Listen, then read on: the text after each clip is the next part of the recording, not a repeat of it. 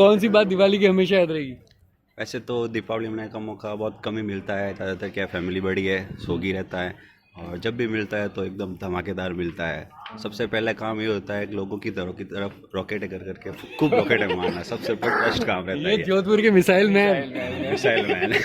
हमेशा याद रहेगी हमारे घर के अंदर आटा होता है, वो सर खाना खाते हैं हम, वो सर मम्मी हमको डांटती है रोज दिवाली के दिन। क्यों? हम लेके आते हैं बाहर पूरा कट्टा उठा के, उसको रखते हैं कट्टा, उसके अंदर बम लगा के फोड़ते हैं और वो आग बन जाती है आटे के कट्टे में। हाँ सर, भाई आप भी इतना करना। होली हो गई।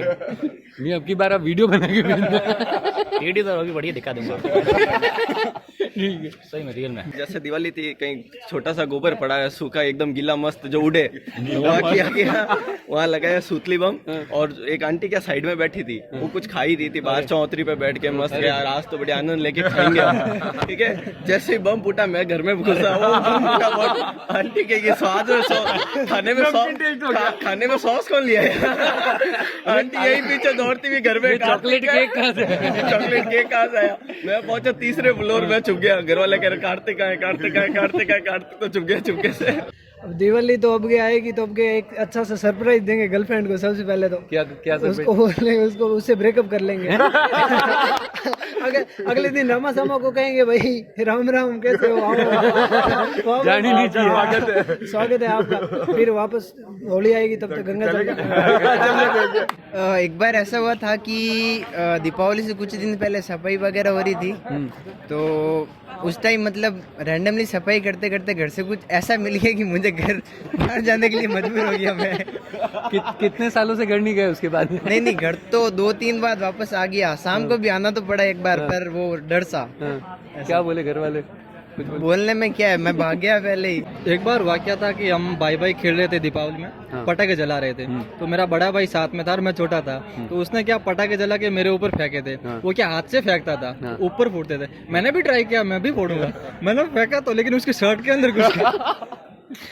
पीछे फट गए उसके, यहाँ पे जला। अरे भाई, फिर हुआ तो फिर डर तो होता है, बच्चे थे, डर होता तब क्या करें, घर तो जाएंगे नहीं, मम्मी मारेगी, बाद में पापा और मारेंगे, भाई और मारेगा, भाई तो मारेगा ही। फिर उसका तो सर चला, 2 दिन से घर गया था, ताऊ के वहाँ चला गया घर।